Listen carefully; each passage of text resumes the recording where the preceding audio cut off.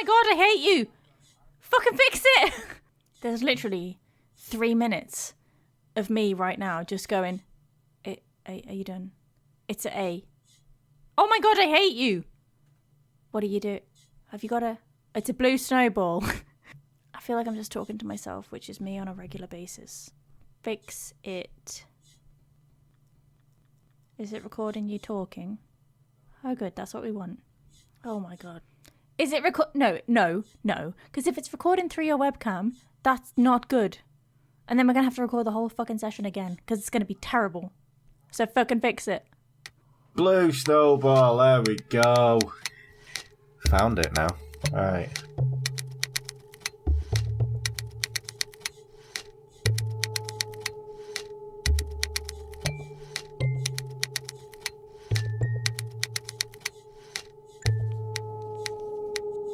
Hello, welcome all into the Hello podcast. You fucked up. Already. First line and you fucked up. How, Anne? You've literally spent 6 minutes dicking around. We're having some recording issues, by the way. Try again. Hello and welcome all into the MO podcast. As always, you're here with me, Consummation. I can still hear you smiling. Say your fucking name. It's Atreya that can still hear Ant smiling. Because he can't, he's trying hard not to laugh. Like cocking up the intro. Twice. Look, it's been a while, right? I forgot. Oh, it's been a couple of weeks. You forgot your own name. It's understandable. It's okay. We drink. Yes, indeed. Yes, we need to dull the pain. What you got for me this week? Right. So, this week we are going to be talking about the attempted suicide of Van Gogh. Right. Okay. I can. Yeah. Cool. Attempted, right? Because he we'll see whether he killed himself or he didn't. And before I should have said, will we though? Yeah. Well, it's fucking unsolved, dude. Well, it's unsolved for a reason.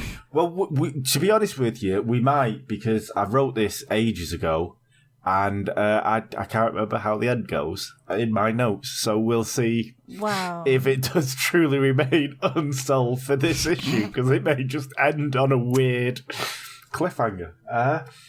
All right, cool. Just a little heads up. I mean, I should have said it before I said all that stuff, but we will be talking about suicide and self-harm. So if they are triggers for you, just be informed and probably turn off now, really. But he didn't do it, so it's all right. Didn't he? So, 27th of July, 1890. Vincent set off just after breakfast from his lodgings above and in to a local wheat field. He took all his painting stuff and he was going to go and have a little paint. When he hadn't returned after dusk, the family that owned the inn, they knew he was very punctual. He'd always turn up for his tea and whatnot. They began to get worried.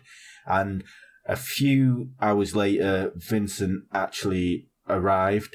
And when the father inquired if anything was wrong, Vinny lifted up his shirt to reveal... Vinny? Vinny. He's okay. Good friends. All right, cool. He lifted up his shirt to reveal a bullet wound, and he explained that he wanted to commit suicide, and he shot himself. 30 hours later, he died in the arms of his brother Theo. Weird place to shoot yourself. Yeah. If you're trying to kill yourself. So, this is one of the questions that has been raised, I suppose, about it. The angle was weird, and it took him a long time to die from it, so why would he do it? I mean, hopefully we will talk about that if I've got it in my notes, but otherwise I may just repeat what I've just said. But when I was doing this, the first search that came up about Vincent Van Gogh's death was the reasons why he did commit suicide. And 8 out of 10 of them reasons were because 6 people said he did he wanted to commit suicide. And one of them was the Catholic Church. They went, yeah, he wanted to commit suicide. And Not another a reliable one, source. yeah, believable, innit? And another one, I never touched them kids, weren't me. Exactly, not a reliable source. Yeah. And another one was one of his artistic, quote marks, friends was Paul Gauguin, who was actually in Brittany at the time, nowhere near this, and he hadn't had contact with Van Gogh for a while. So I kind of went, not really that believable, is it, that you're saying that he did it? But, I mean, just go through some history about Van Gogh, because obviously everyone knows he had a few issues with his health and his mental health. So we'll just talk about the history and kind of what leaded up to this thing, this suicide, quote marks. He took up painting in 1881 at 28 when he was living back with his parents. Now, as a young man, he did work as an art dealer. So he was heavily invested, and when he was younger, he did sketch and do some drawings and stuff. But considering he died when he died when he was 38. It was like literally when he put his mind to it, in 10 years, he became this person that is so revered today. And I don't know whether... He's my favourite artist. Yeah, without a shadow of a doubt. I love him. Like I said previously, like I was going to talk about it, but then I got true into his art and I started looking at pictures for 3 hours that he's actually drew. And not just paintings, his sketches and everything. It's amazing. Yeah. And in that short space of time, obviously he always had the talent, but there's a difference between having the talent and then becoming world renowned and just having the kind of passion, or I don't know, there's always kind of the tortured artist thing, isn't there, where you've got to have some inner turmoil going on to be brilliant. And obviously maybe Vincent did have some inner turmoil, but I just think it's just something he wanted to do, and he did love doing it. I think that's what made him so good. Do you think, like, maybe he wouldn't have been quite so famous if he hadn't died? Well, early in his career. Sometimes I think, like, that's what makes people famous, is the tragedy as opposed to the raw talent. People are just like, like there's some amazing artists out there who are still alive and who are like, 80 or 90 and they're still doing their art and their art's amazing. And they're not even getting half the recognition that they deserve because they're still alive. And there's no tragedy, there's no backstory, there's no, oh my God, news of the world, this man cut his own ear off and that kind of stuff. Which is kind of a shame that you have to be dead to be recognised. Yeah. Do you know what I mean? I mean, I think obviously that kind of pushes the price up of it, because obviously he's never going to paint another painting again. So, if you're churning them out, it's like 10 a penny kind of thing. But they're obviously every painting is one of a kind, but there's never, as soon as they're dead, there's never going to be another Van Gogh again. There's never going to be a Picasso again. There's never going to be a Dali again. They're never going to have created something like that. So obviously, I think it does push the price up.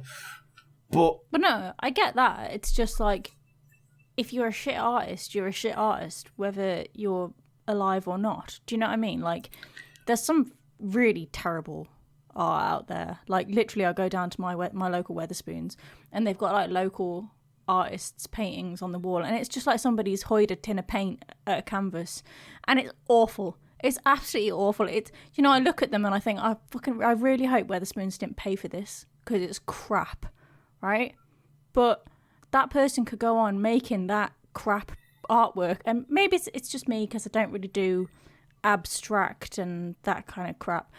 I don't do that sort of stuff. Maybe it's just not my taste, but I feel like that person could go on doing that forever and they'll keep making maybe 15 quid a canvas or something. But then if they dropped off the face of the earth, they would suddenly make thousands and thousands and thousands. At the end of the day, it's still rubbish. Yeah. Do you know what I mean? It's not talent. It's just, it's the story behind it. Yeah, of course.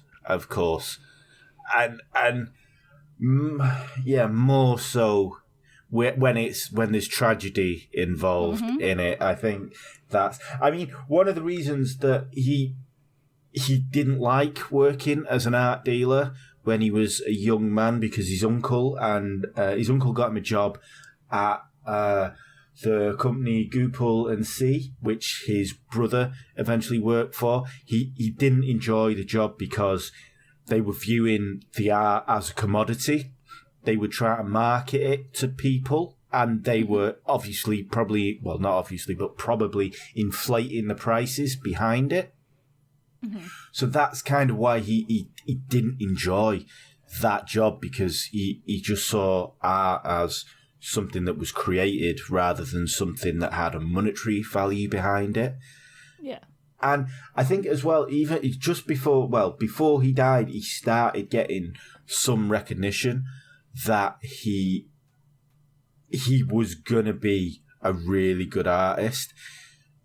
And obviously, when you're on that slope going up, obviously when you fall off the slope, like metaphorically and literally, I think it does kind of then. All the art dealers are going to kind of circle like vultures, and then as long as they hold the art, it's worth however much someone wants to pay for it.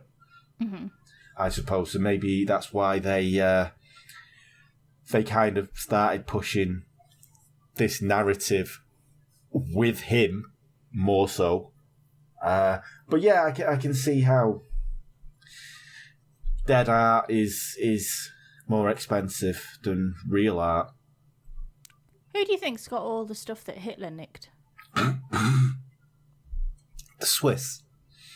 The Swiss? Yeah, it's all in the vaults in Switzerland, isn't it? That's why he stayed neutral. Makes sense. Because that person's sitting on a gold mine. Yeah. I mean, as well, there was, I don't know, but there's a lot of stories about in the 80s and the 90s during the Troubles, quote marks, there was a lot of Irish paramilitaries, let's call them, rather than terrorists, because we don't want to create issues, who were sitting on a lot of stolen and lost art. One guy, I can't remember his name, but he was called the General. He had several famous paintings up on his walls in his council house in Derry. So when the police knocked on his door, like, is that an actual Monet? That whole thing, I bought that on Etsy. Yeah, they were used as trading. Basically, they just did the whole barter system, basically. It's like, I've got a Monet, can I have some guns? Kind of thing, rather than paid in real money back then. And wherever I've got water lilies, give me an AK! Yeah, wherever they got them from is unbeknown, but obviously, well, I mean, in the 80s, there was still a lot of people who knew a lot of the secrets that were supposed to have died with Hitler, weren't they? So, oh, dude, do you know what it is, right? Every day of my life, I wake up and I'm like, I want to give up my day job and I want to be Lara and I want to find Hitler's lost shit, because there is so much good shit that he hoarded. I mean, think of all the occult stuff that he was collecting. Of course, yeah. And I mean, the thing is, as well, because it was wartime, he couldn't really go rock up to the bank, could he? So just literally, there must be buried caches, like, everywhere, all over Austria, Switzerland, Germany, wherever. Or like just one motherlode. I mean, that buried in the jungle in Peru. could be. I mean, as we know, he sent loads of people into Tibet, into Antarctica, to South America to find out his occult stuff. So maybe they took a few Van Goghs with him, a few Rembrandt. I forgot about Antarctica. Yeah, exactly. Man. Yeah, that's where it's all buried. Yeah, with the entrance to Hollow Earth. Yeah. I mean, to be fair, where he's still living now. Oh, no, so it can't be in Antarctica. Well, maybe it is in Antarctica, because if it is, then we've got to get past Hitler first before we get to it, because that's where he's living, isn't it? Yeah, he's got it all hung up in his Fortress of Solitude down there. I bet he's got an ice palace like Elsa from Frozen. Yeah, and he just sings every day. Yeah. It's just Frisbee and Van Gogh surround, like, let it go, let it go. Because he's just got so much shit and nothing to do with it. Like crystal knives and forks, crystal skulls. He's got all the rest of the crystal skulls, because the Mitchell and Hedges one was a fake. So it's just got so... Oh, Indiana Jones would have an absolute orgasm if he walked into Hitler's Hollow Earth.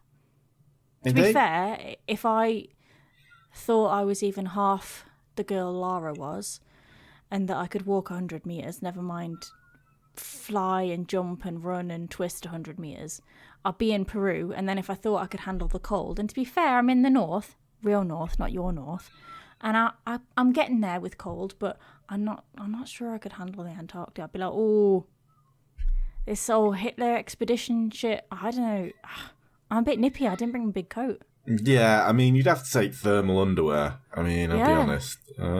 Or them things, where you heat them up and then you crack them and then they go hot.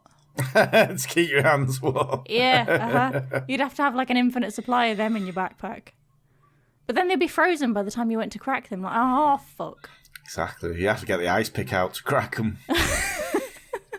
Yeah, it's not for me. I'll let somebody else discover Hitler's lost treasures. It's not for me. And then claim it as your own in one of these podcasts. Well, I'll just say I told you where it was. So, yeah, exactly. I gave you a rough indication. It's in Antarctica. You heard it here first, people. Hitler's gold is in Antarctica. Yep. Please credit us on your Netflix special. Yeah. Yes, Netflix. Yeah, don't be stealing that idea. Don't be sending a team to Antarctica and not ask us. It's going to be them people that have been on Oak Island for like decades, isn't it? They're going to be like, we are digging in the wrong place, lads. Let's forget Oak Island and let's go to Antarctica. Apparently, that's where all the money is. After 20 years in Oak Island, dude, there's nothing there. Yeah. Give it up. It was a joke somebody played one time, I'm sure. Yeah, and then 20 years It's later, been going like, for decades. You. I would have found that treasure if it weren't for you damn kids. Joke's on you. Yeah. Sorry, I've digressed. Yeah, no, it's fine. It's fine. It's all one big tangible. Yeah, it's all one and the same, I suppose. Yeah, I don't know that Hitler and Van Gogh are the same. No. They both painted, to be fair. They were both artists. I mean, I think that's where the comparison starts. And maybe, well, I mean, they were both kind of had mental illnesses. I've never seen Hitler's art, to be honest. Might be shit. Do you know what? I was just about to say he drew dogs, but that's an episode of It's Always Sunny in Philadelphia, isn't it? It's not. Wow. It's not a real thing. Wow. You know what? I feel like there'd be something online. Dealer. Yeah, I wonder how much an original Hitler would be worth. I know it's in bad taste to think that, but I bet he's probably got them all up in his own like Antarctica cave. It's not great. It looks like a paint by numbers. If I'm being brutally honest, it does look like a paint by numbers. Get Weatherspoons on the phone. Get Michael Ryan on the phone. Is that him? He'll buy it. It's really not very good, and it's legitimately a paint by numbers. Don't buy a real Hitler. But not a real Hitler, but a real Hitler painting. Don't buy a real Hitler either, because that'd be pretty shit as well. Yeah, no one wants another one of them. Yeah, no, it's rubbish. We've established it's rubbish. Do continue. There we go. You heard it here first. Theo, he was Van Gogh's younger brother, and he was someone that he worked with in this art dealership, but he was also really, really very, very close to him. Now, he sent over 650 letters to Theo, and Van Gogh didn't really keep any letters or anything like that. Over the 84 surviving letters that he kept by the time of his death, 39 were from Theo. So it's like nearly half of them have been kept by him, and he never kept clutter. He just kept his easel and his paints, and that was about it. And away he went.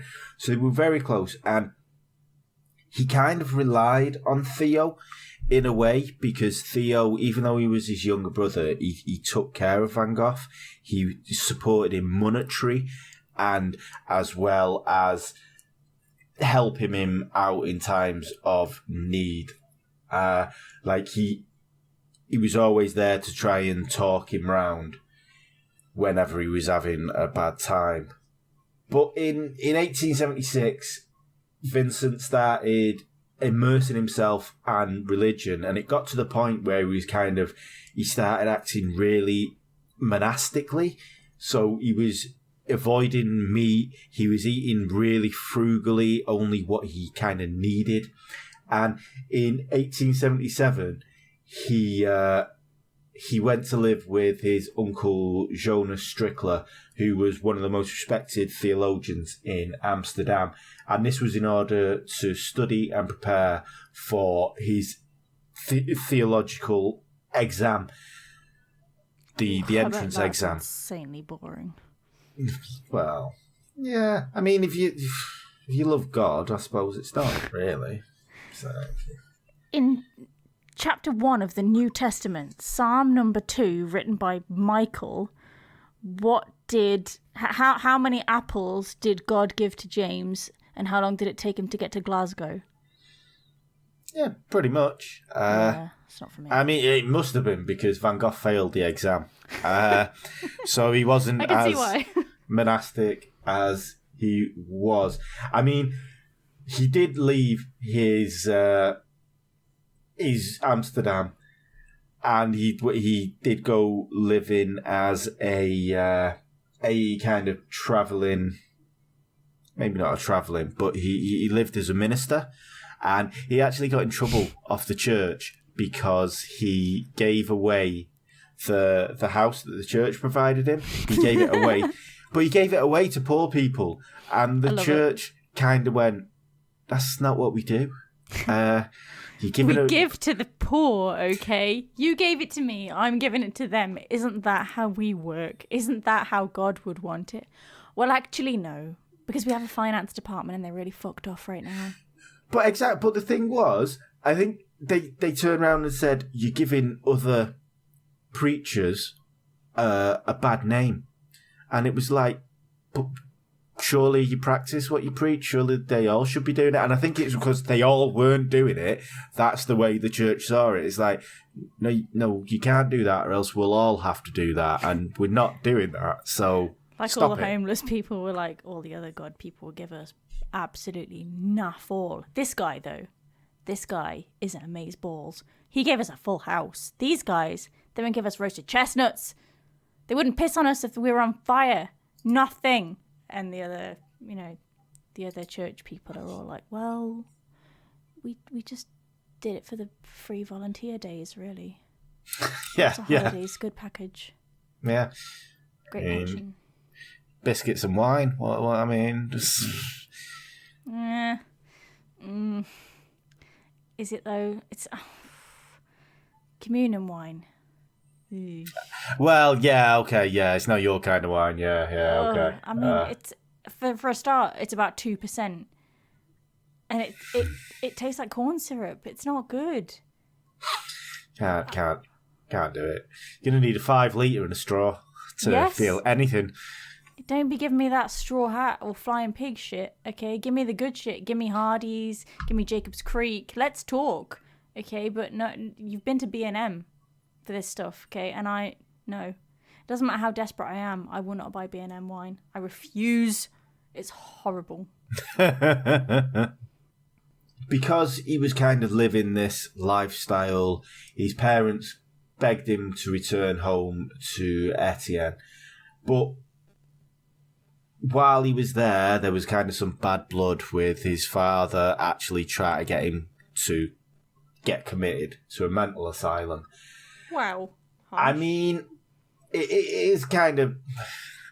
I mean, maybe, I don't know whether it's fair or not, but in 1891, he did kind of become besotted with his cousin, who was his uncle, Jonas Strickler, the great theologian. It was his daughter. Oh, God.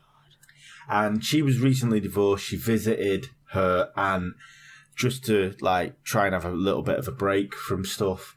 And Van Gogh just kind of got all besotted with her, and he proposed. Ooh. Why do people think it's okay to, like, marry your cousin? It's not okay. Yeah, it's just weird times, isn't it? I literally can't think of anything worse than marrying my cousins. Well, maybe it's except marrying my work colleagues, but marrying my cousins is definitely up there with a no-go. Yeah, good. Yeah. That's... Yeah. You, lost for words, never in the world. I was gonna say, yeah, that's quite good, but when you put work colleagues first, so it's not out of any kind of, like, you feel sick at the incest. Oh, dude, like, you don't know my work colleagues. It's just like, that's how bad it is. You just don't like them. That's how bad it is. Legit. It's not a good thing. But no, he didn't. Was it Edgar Allan Poe? Edgar Allan Poe married his 13-year-old cousin when he was 29, I think. Ugh. Yeah. Which is a sign of the times. Yeah, nevermore. Which is a good thing, really. And Jerry Lee Lewis as well married his 13-year-old cousin. Oh my God! Why? What is wrong with these people? Great balls of fire, wasn't it? Really, for him. I mean, does that not indicate syphilis? Well, I mean, yeah.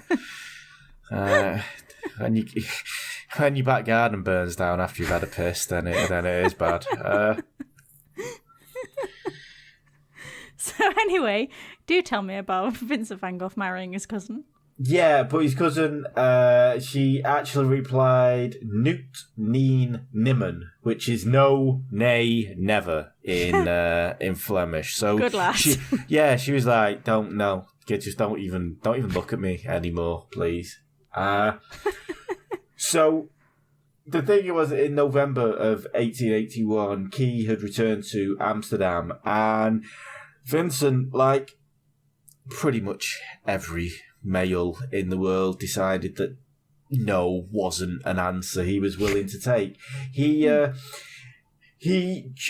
went to Amsterdam to visit her, and he proceeded to place his hand in the flame of a lamp and stated, "Let me see her for as long as I can keep my hand in the flame."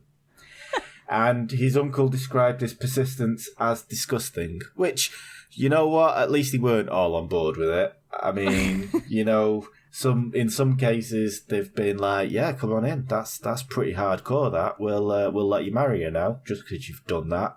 Like, weirdo. How long could you keep your hand in a flame for, though? Not very long, surely. Right, you've got 4.5 seconds with her. Go. Yeah.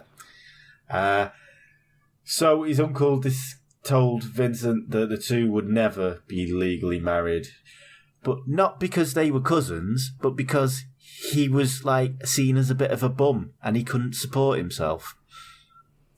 Which, I mean, it's kind of a good thing, but for the wrong reasons there, really, I think.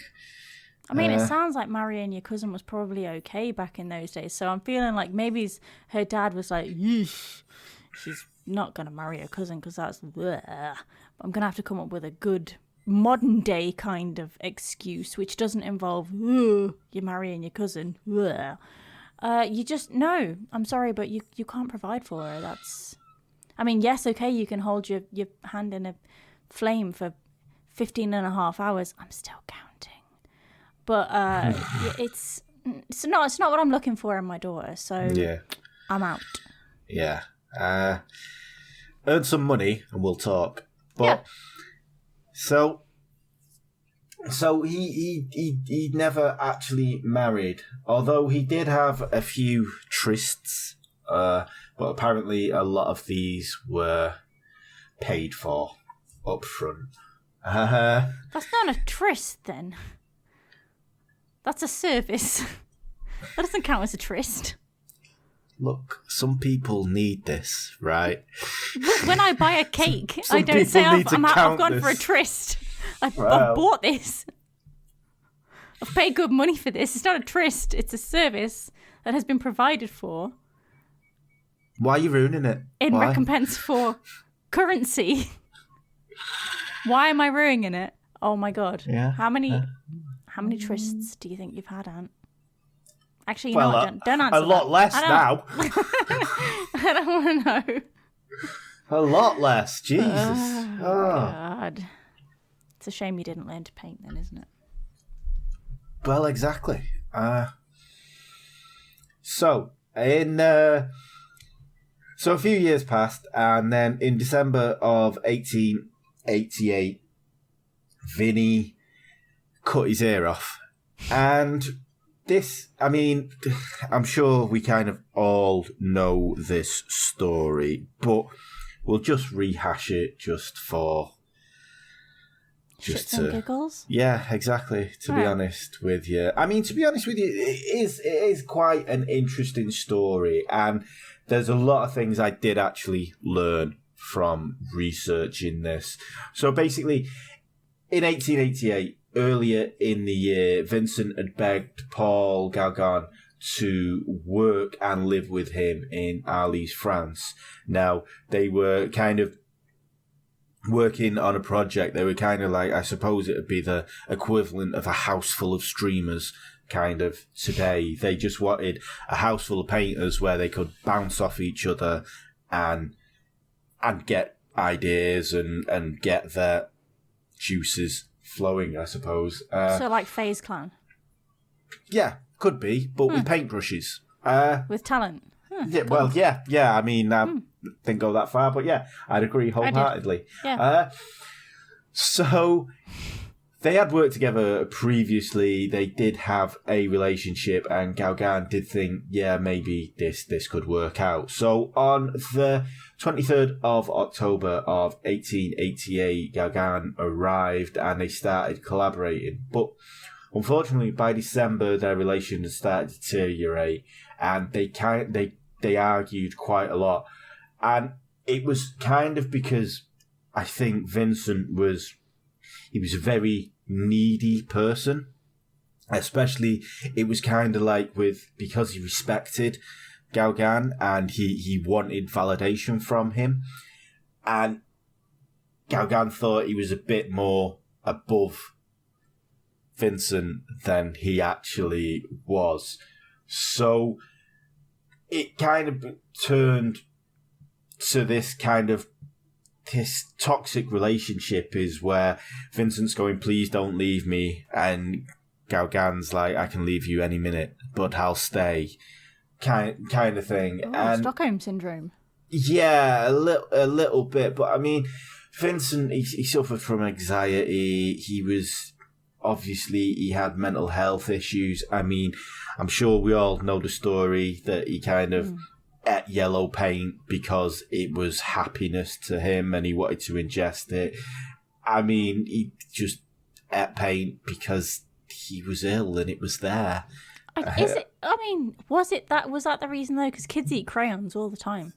Well, I know. Maybe it I is mean, ingesting happiness. this is. Have you ever eaten a crayon? Yeah. When?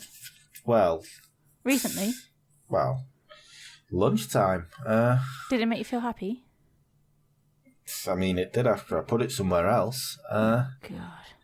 Well, But in a roundabout way, I rest my case.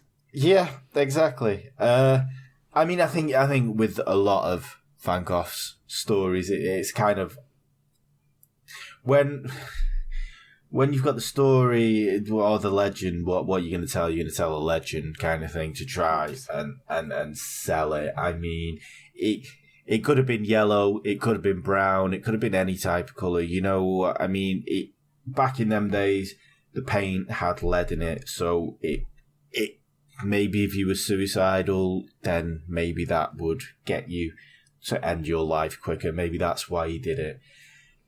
We're never going to know what went on in his head, unfortunately.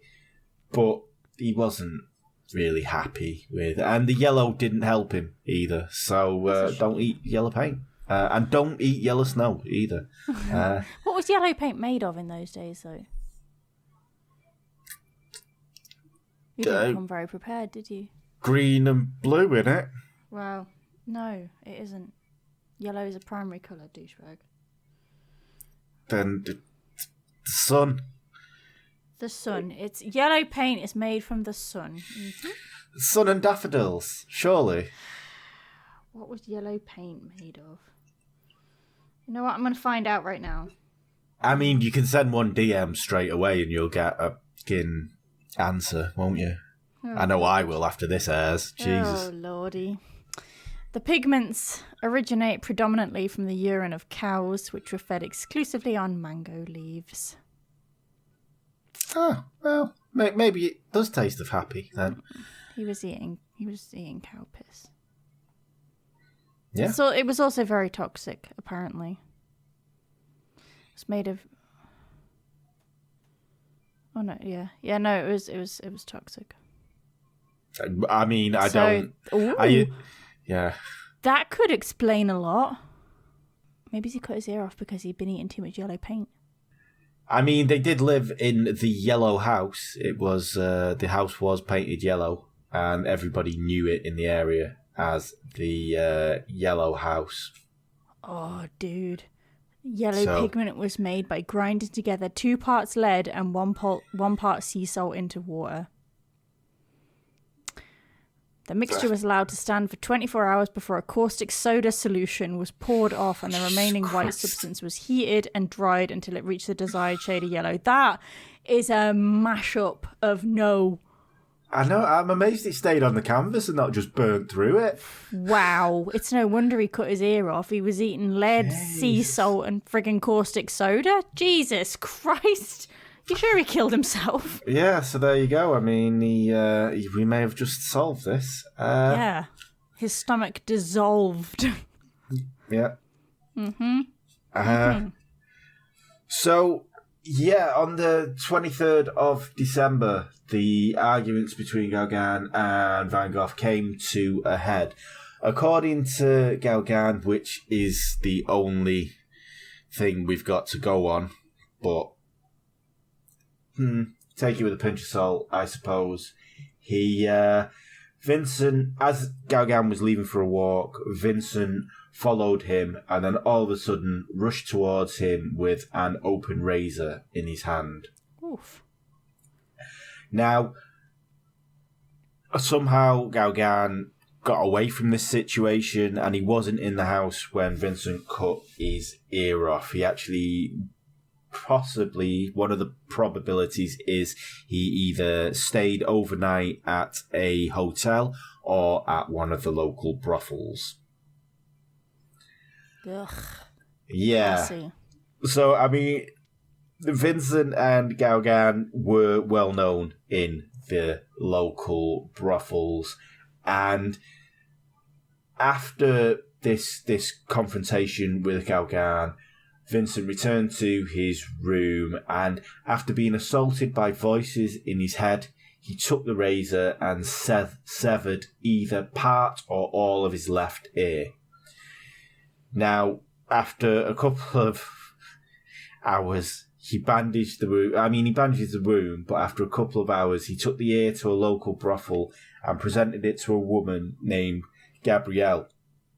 Now, contrary to popular belief, Gabrielle was a cleaner, and she wasn't actually someone who offered her trysts for money. Can I interject for a sec? Go on. So, he cut his ear off, and he'd been eating a lot of yellow paint. Yeah. Which has lead in it. It's just important that you know that lead poisoning, one of the after effects is hearing loss. I mean, Sorry, I killed myself. It was double for him, weren't it? Well. Like, Jesus. I'm sorry. I couldn't help it. Please continue. He couldn't hear if he wanted to. Good nothing to hear with. Jeez. I love it. Sorry, I'll be more serious. It's okay. So the woman that he gave it to was not a prostitute, which is what a lot of the people try and make you believe. It was a cleaner who, and this was found out by the art historian Bernadette Murphy. She did a lot of research to track down people in the area, family members and people who were around about at the time. But according to her as well, Gabrielle was on the younger side of things. So, oh, God. Yeah. So Van Gogh woke up the next morning in hospital after being found unconscious on the street by a policeman. He had no recollection of the incident, and the hospital diagnosis was acute mania with generalised delirium. So, quite a broad... That's a mouthful. Yeah, just like throw everything at it and see what sticks kind of thing with that one. I mean, the ear was delivered to the hospital, so Gabrielle went, don't want that, you can have it. It had too far gone to be attached. Now, the doctor who treated him was Dr. Felix Ray, and Van Gogh did a portrait of Dr. Felix Ray, and the physician didn't actually like it. It was, he wasn't fond of it, so he didn't really put it up in his house. He used it to repair a chicken coop, and then he gave it away. Wow. Now, in 2016, the portrait was housed at the Pushkin Museum of Fine Arts and estimated to be worth over 50 million. Wow, and he was using it to repair his chicken coop. How much money were them chickens worth is the question. Like, do you know what I mean? You have this Van Gogh to have in your coop. The chickens were calling the neighbouring farm chickens over like, oi, seen our wallpaper? How awesome. Have you heard we of got this a guy? Van Gogh. What have you got? What's that? Fucking Picasso? Fuck off. I know, they were totally two different eras. I know, okay, it was just the first artist that sprang to mind. I was watching a video the other day and it was a Picasso question. Right, by the way. Okay. Do you know Picasso's father was a painter of pigeons? And his son was a painter of squares. I can see the trade in the Picasso painted squares and his dad painted pigeons. Pigeons are so much more interesting than squares, I've got to say. Indeed. I think his daughter was called Paloma, which is Spanish for pigeon. And when he Paloma Faith's kicking herself. No, cheers for that, Dad. But when his dad Pigeon Faith. I think when Picasso's dad seen his first painting, he never painted again. I wouldn't either, to be honest. I mean, not a Picasso fan. Yeah, no, not really. I mean, I'd be like, is this what it's come to? Yeah. I was painting pigeons. Look at them. You know, I was painting your sister. Look.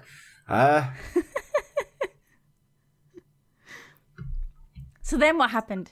So, 2 weeks later, Van Gogh returned back to the Yellow House, but he spent the next month in between there and the hospital, and he was suffering from hallucinations. Of course he was. He ate lead. Yeah. So in March of 1889, which is like 3 months after the incident, the ale house was closed after a petition by 30 locals, and they described Vincent as Le Fou, which translated means the red-headed madman. So It's yellow paint. Yeah, so he got himself a bit of a reputation around the area. But, like, paradoxically, the time there became one of his more prolific periods. He completed 200 paintings and more than 100 drawings and watercolours in such a short space of time. He was only there about 6 months, and he was just firing them out. He left Arles, and he entered into an asylum in Saint-Remy, and he wrote sometimes moods of indescribable anguish, sometimes moments when the veil of time and fatality of circumstances seemed to be torn apart for an instant. So he was going through a few things, to be quite honest. I'm not surprised. Yeah, and in fairness, he painted, is it Sunrise or the star? Starry Night. Starry Night. He painted Starry Night while he was in the asylum. Favourite painting of all time, FYI. And as my nephew found out, it's not housed in the Van Gogh Museum in Amsterdam. But in fairness, he also thought the Scream was housed in the Van Gogh Museum in Amsterdam. Wow. So, because he's an idiot. Wow. Hope he doesn't listen to this. Yeah, tell him enough. He thought Van Gogh painted the Scream. Wow. Okay. Yeah. So, Right. yeah. So in May of 1890, after pretty much a year of being in the asylum, he moved to Auvers-sur-Oise to be closer to his doctor, because his doctor was practicing from out of that area and he was travelling down to the asylum. So now he wasn't that mad he could leave. He wanted to be closer to him. And in fairness, Theo did live around the area as well, so it was kind of more of a comfort blanket for him. He had his doctor and his brother there that he could also fall back on. He described his doctor, as iller than I am, or let's just say as much as me. What? So right, that's not a good thing in a doctor. You don't move closer to your doctor because he's just as ill as you are. That's not. What? I think there may be a revelation, and you'll go, maybe that's why he described him like this. Oh, do you mean like ill as in like, the 90s, like how Justin Timberlake used to, he was like, it's ill, dude. Like as in it's sick. It's, No, mental. No. Oh, okay. Just mental. Okay. Because it, like, his doctor sketched Vincent on his deathbed. Wow. So while he was there, just like doctoring him, he had a brush in one hand and the stethoscope in the other hand. Wow, what a douchebag. Yeah, so I think maybe that's making the most of a situation. Yeah, maybe that's why he kind of was described like that. So in July, Theo told Vincent that he was going to start his own business. He was going to start his own art dealership, and because Vincent kind of relied on Theo in a monetary sense, maybe Vincent was worried about how this may affect him. Now, I'm not 100% sure on that, because it doesn't seem like he was that selfish. Do you know what I mean? But I think maybe that the time that Theo would have to invest to get this business started, it'd detract from the time that he could spend with Vincent and have with Vincent. So I think maybe from a a kind of that he's a needy person, I think maybe that affected him more than the actual monetary. So yeah, so I think it's not a monetary thing, I think it's more of a time constraint. Now, at this time, Vincent was living above the aforementioned tavern, as we said. He was getting along with his life. He was just going out and painting, and he was, unfortunately, he kind of got known as a bit of a loner / crazy person around the town, because obviously he only had one ear. He had red hair that was kind of unkempt, a red beard, and when he asked people to that he could paint, if he could paint them when they were walking down the street, they kind of all got a little bit, no, get away from me. Which, I mean, I suppose is a reaction to have. I just kind of think he sounds like an ordinary artist. Like, I feel like artists are a little bit eccentric and kind of impulsive. Yeah. It's quite accepted these days. Yeah, it's cool. In fact. would. Yeah, but then I think this was back in the day when people were painting in studios. You'd go round to someone's house and have a portrait with all your family on oil, kind of thing, rather than someone just painting you walking down the road. So before he actually went out on the day on the 27th of July, a few letters back and forth, and there's a few things that he was describing to Theo that Theo actually thought maybe he does kind of want to die. And in 1889, Van Gogh wrote to Theo, "If it was without your friendship, I would be sent back without remorse to suicide, and however cowardly I am, I would end up going there." Because he had tried suicide before, but because he was religious, he never did want to go through with it, because in religion it's frowned upon. It's like if you commit suicide, you won't get into heaven. You end up in purgatory forever. Yeah, exactly. It's one of them. And it he sounds also just a bit like being alive, really, doesn't it? Yeah. Purgatory. It's not amazing. It's not shit. It's just kind of half and half. Yeah. So it's just no Stella, I suppose. I feel like they would let Stella in. Yeah, they would let Stella in purgatory. Well, maybe it's not Stella, but maybe it's like Skull. Fucking hell, Carlin. Oh. I'll take it. Oh, I like Carlin. Yeah, you get used to it, I suppose. Yeah. Take what you get, dude. Yeah. I mean, he also said to Theo that my life is attacked at the very root. My step is also faltering, which was on the 10th of July, so like 2 weeks before he committed suicide. He was giving out signs that he had issues, and obviously with everything that kind of building up to this, you kind of think, yeah, fair enough. But as we said in the beginning, the gunshot was to the chest. It wasn't really to the chest either. It was at an angle that was pointing up. So it wasn't instantaneous. Like, if you're going to shoot yourself in the chest, shoot yourself in the heart, or shoot yourself in the head, kind of thing. But how many people actually shoot themselves in the heart? If you were trying to commit suicide, it's really hard in the heat of the moment, impulsively, when you're that low, to aim right. Do you know what I mean? Like, it's a weird choice.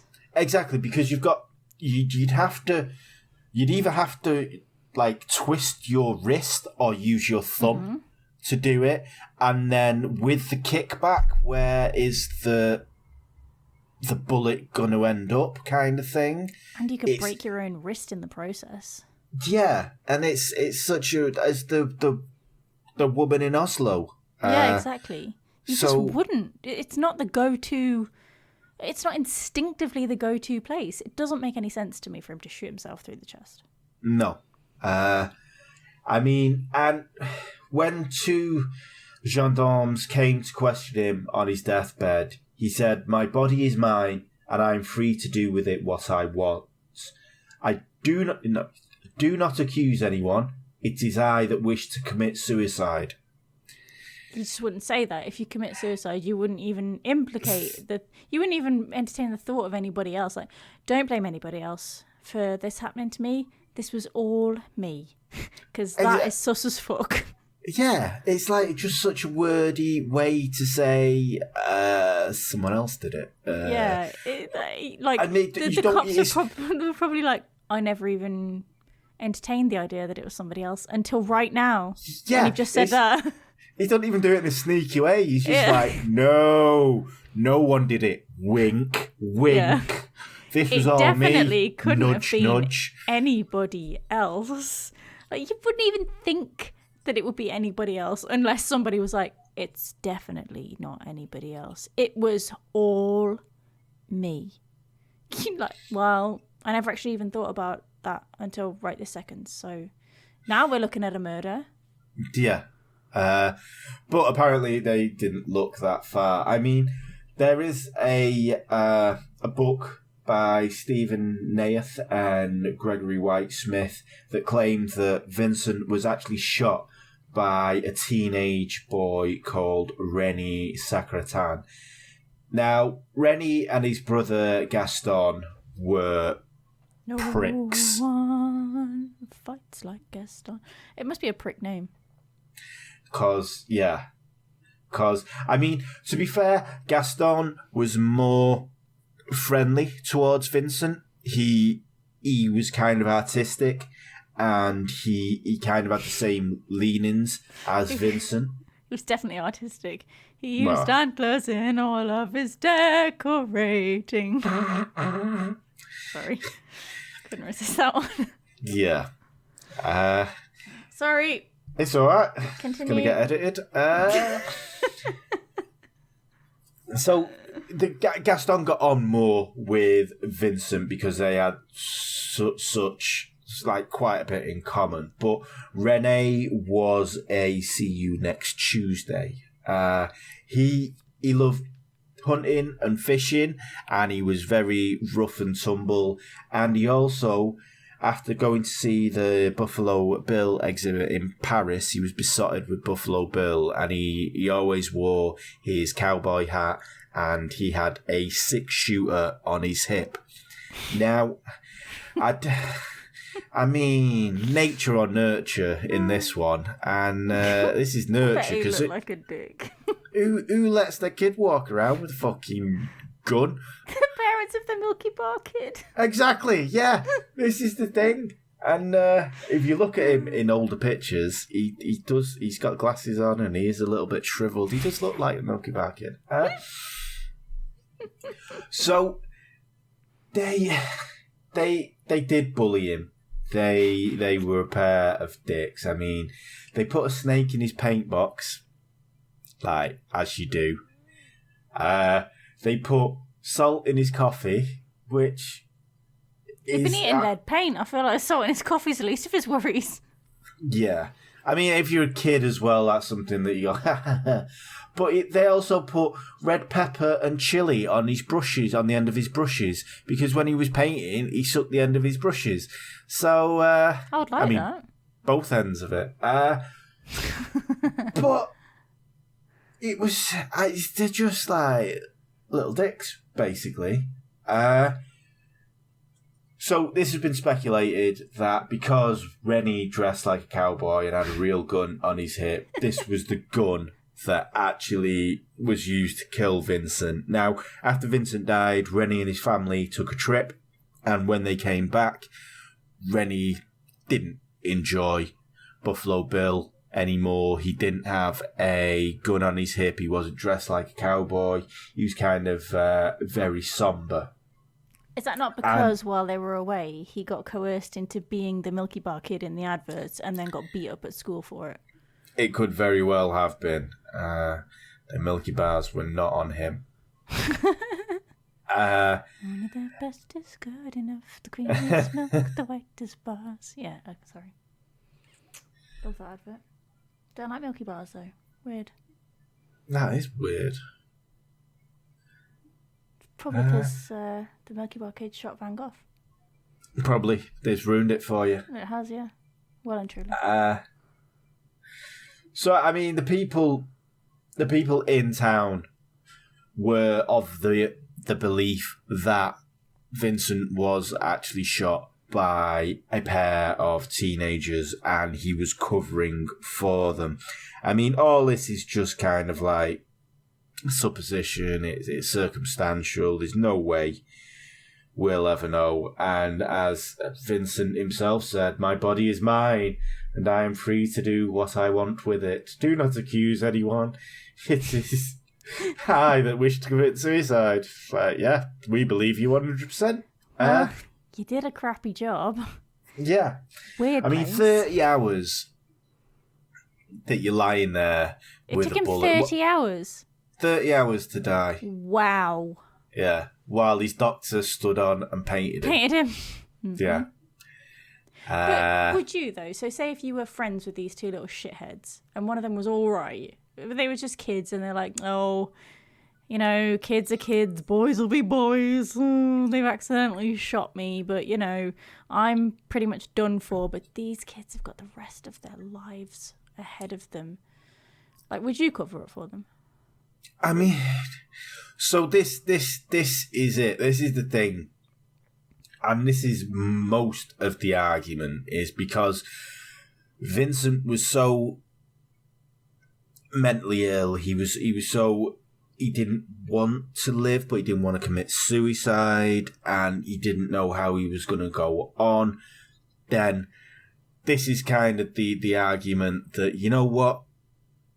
I'm not going to say he got lucky, but he went out in a way that he wanted to go out, and in a way he's kind of being a hero because he's providing an alibi for these kids.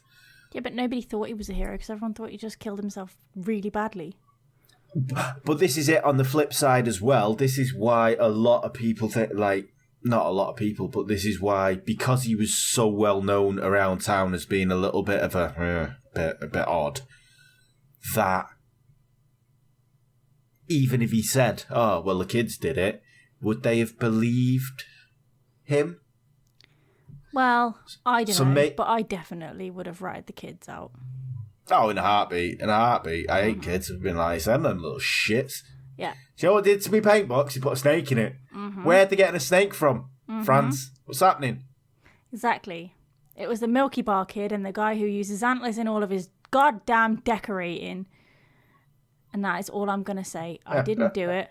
If you want to look for anybody else, look for them two assholes. I wouldn't be covering for them. I'm going to die. What are the repercussions? You know, unless the doctor was all of a sudden like, hold on a minute. If I stop painting, I can probably get this bullet out. I think I can save him. Hold my brush. I've got this. You know? Cheers, Doc. Was he even a doctor? I mean, that is a question that we all need to be asking. Really, if he took painting as that seriously, he just wanted to fucking abandon his Hippocratic oath. Yeah, it's completely. Not even like it's not even like a selfie. It's like it must have taken him all the 30 hours. Exactly, oil on canvas. There, Vincent, because I'm not quite. Haven't Come quite on, I just need a couple more hours. Yeah. I just need to capture the grief and pain on your face. I'm just not getting it right. I just don't think he was a doctor, if I'm honest. Some guy that turned up. Yeah, he was on the bandwagon crappy artist. Delivery guy who went, oh, I paint. Yeah, come and live near me. Showed up on an Uber delivery or something, and he was like, they were like, are you the doctor? Depends. For who? Vincent Van Gogh. He's upstairs. Really bad bullet wound. Then yes. Yes, I am. What is that your doctor bag with all your stethoscopes and things like that in? with Uber Eats written on the front of it. Yes. It's a brand name I'm trying out. I'm hoping it's going to be very big very shortly. Lead the way. Why do you have a canvas? Don't worry about it. It's not a canvas.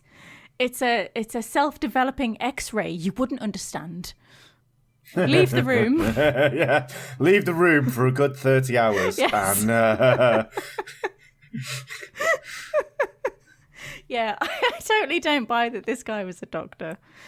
To be honest, right, if I'm in a hospice and the Macmillan nurses decide to suddenly start painting me, I'm gonna be a bit pissed off. I'm not gonna lie. I'm gonna be like, how about you just get me the fucking orange juice I asked for? Right, I'm dying here. Okay, I don't want you to paint me. Can you do me in a better light, please? I've seen your paintings. I don't want me as a stick man going viral on Instagram, okay?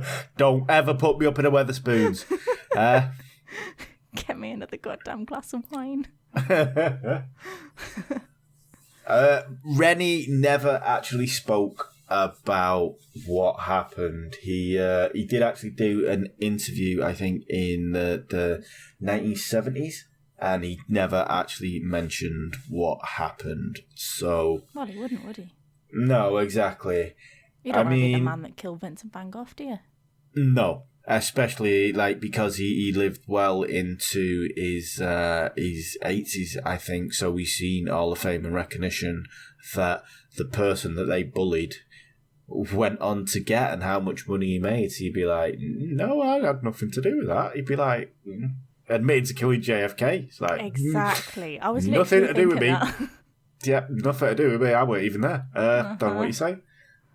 I mean, Theo died 2 years later in 1891. The cause of his death was listed as dementia, and it was caused by hereditary chronic disease, overwork, and sadness. They were eating lead for their cereal on a morning, weren't they? Yeah. They all had the same brand of paint cereal. Yeah. I mean, what is kind of interesting to know, I mean, maybe not interesting, but Theo's great-grandson, who was also called Theo, was murdered in November 2004. And Theo's second cousin, the great-grandson Theo, was on the Malaysian Air Flight 17, which was shot down over the Ukraine. So the Van Gogh family is kind of a tragedy. It runs through everyone in that family, kind of thing. Is this where you tell me that Theo Pathetus, who was axed from Dragon's Den, was also a Van Gogh relative? Because shit's going down. I'm going to guess by the surname he probably has some Greek origin in there. He does, yeah. This is the only Theo I could think of. Yeah. I mean... That's trippy, though. It's almost like the Van Goghs have a secret that nobody wants...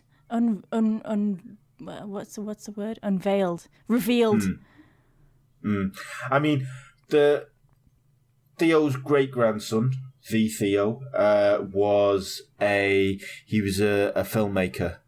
And he was also he was killed by an extremist, so he was doing films on extremism. And William Vithaven, who was Theo's second cousin, who died in the Malaysian airline flight, I think he was either a biochemist or a physicist. He was a scientist of some repute.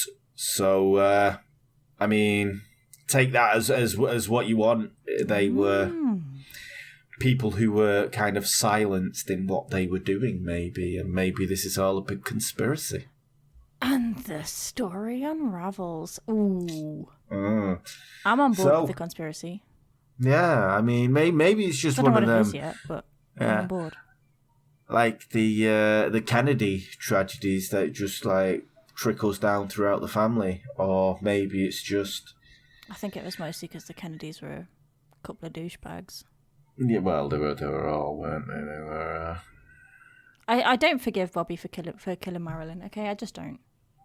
I mean, you know, Jack, he was pretty horrible to Jackie, let's face it. He was having sex then, in their pool without her. What a douche. And let's not forget the father, Jack Kennedy, who gave his own daughter a lobotomy. What? I didn't know about this. Yeah, well, maybe that'll be another podcast. But yeah, Wow. she. I can't remember how it goes, but basically she wasn't as good as all the other Kennedys in one way or another. So she was basically put in an asylum and lobotomized. Wow. Yeah, and unfortunately as well, she lived to a ripe old age. I think it was at the age of early 20s that this happened. And she lived to a ripe old age in this condition, and no one ever acknowledged her, including Bobby and John. She was kind of the unknown Kennedy. Yeah, I mean, what can you say? They made their money through bootlegging. He was Jack Kennedy was part, and Jack Kennedy was also part of King Wilhelm's court. He was the American ambassador, and he agreed with what was it called? Like not getting involved in the world wars, just letting it all slide on by. So yeah, I know America loved him, but not a big fan. No. They I mean, to be honest with you, I think if he would have been assassinated, he would probably have gone straight down in his, if he would have got to a second term. I think he would have, he wasn't, the policies that he enacted weren't really the best ones either, so.